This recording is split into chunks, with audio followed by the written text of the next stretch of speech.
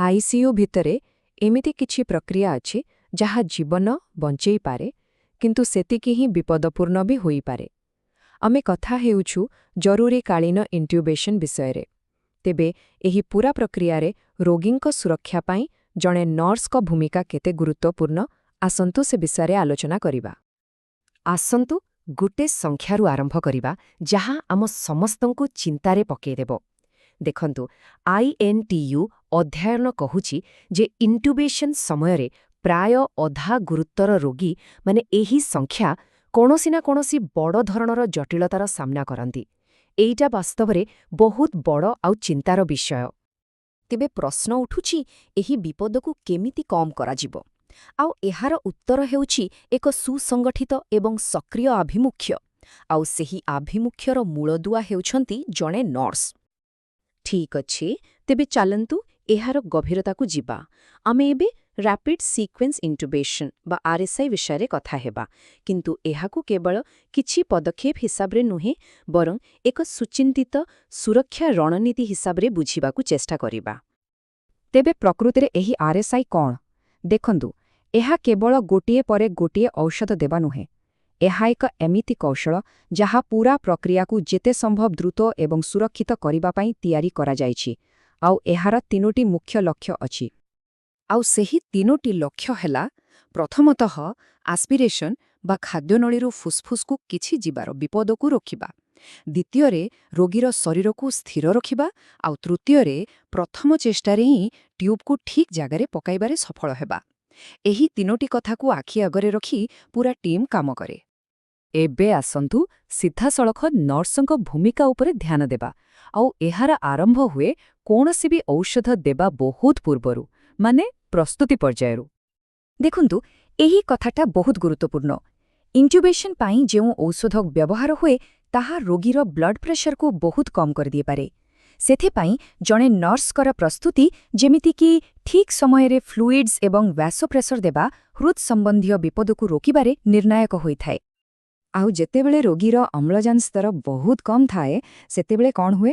साधारण face mask बोध हुए यथेष्ट नुहे।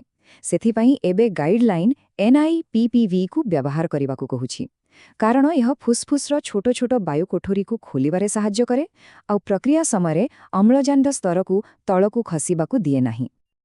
ठीक अछि, तेबे प्रस्तुति सरिला।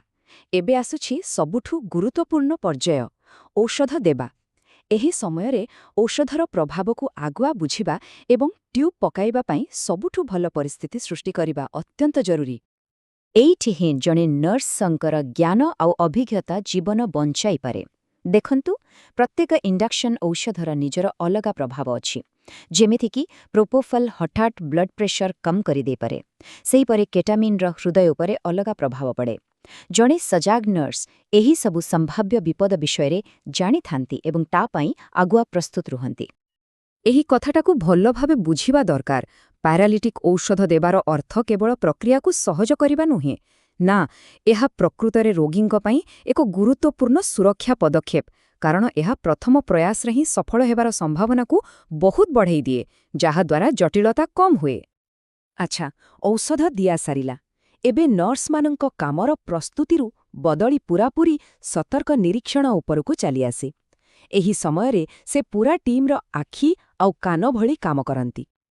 एहा केवल मॉनिटरकु चाहिबा नुहे, एहा एक सक्रिय हस्तक्षेप। मॉनिटररे देखा जाउथिबा ब्लड प्रेशर सामान्य परिवर्तन हो बा हार्ट रेट रे किछि अस्वाभाविकता ताकु ठीक समयरे धरि पारिले एक बड़ विपर्ययकु एढाई दिया जाई पारे। आउ तथ्य आमकु स्पष्ट भावे देखाउछि जे केउ जिनिस उपरे सबुठु अधिक नजर रखिबाकु हेबो। देखंतु हृद संबंधी अस्थिरता एहा ही सबुठु बड़ समस्या, आउ एहाकु सबुठु आग चिन्हट करिबा पई नर्स ही सबुठु भल स्थितिरे थांती। ट्यूब ठीक जगारे माने श्वासनळी रे अछि न भूल रे खाद्यनळी कु चली जाइछि, ताहा निश्चित करिबा पई वेवफॉर्म कैप्नोग्राफी हेउछि गोल्ड स्टैंडर्ड। एहाकु कोनोसी भी परिस्थिति रे अणदेखा करा जाई परिबो नाही। एहा एक अत्यंत गुरुत्वपूर्ण सुरक्षा जांच। ठीक अछि, तेबे ट्यूब लागिगला, सबु सुरक्षित, किंतु नर्संक काम एठी सरिनी। वायुपथ सुरक्षित हेबा परे सबु किछिरा सठिक डॉक्यूमेंटेशन करिबा और परवर्ती जत्न सुनिश्चित करिबा मध्य सेतिकी ही जरूरी।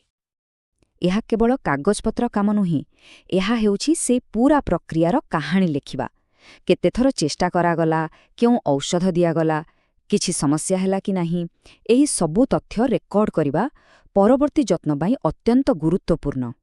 ଏହା ପରବର୍ତ୍ତୀ ଟିମ୍କୁ ସ୍ପଷ୍ଟ ସୂଚନା ଦିଏ ଆଉ ରୋଗୀର ନିରନ୍ତର ସୁରକ୍ଷା ସୁନିଶ୍ଚିତ କରେ। ତେଣୁ ଶେଷରେ କଥା ହେଉଛି ଏକ ସୁରକ୍ଷିତ ଇଣ୍ଟ୍ୟୁବେସନ୍ ସବୁବେଳେ ଏକ ଦଳଗତ ପ୍ରୟାସ। ଆଉ ସେହି ଦଳରେ ନର୍ସ ହିଁ ସୁଚିନ୍ତିତ ପ୍ରସ୍ତୁତି, ସତର୍କ ନିରୀକ୍ଷଣ ଏବଂ ସ୍ପଷ୍ଟ ଯୋଗାଯୋଗ ମାଧ୍ୟମରେ ସୁରକ୍ଷା ଯୋଜନାର ମୂଳଦୁଆ ଭାବରେ କାର୍ଯ୍ୟ କରନ୍ତି।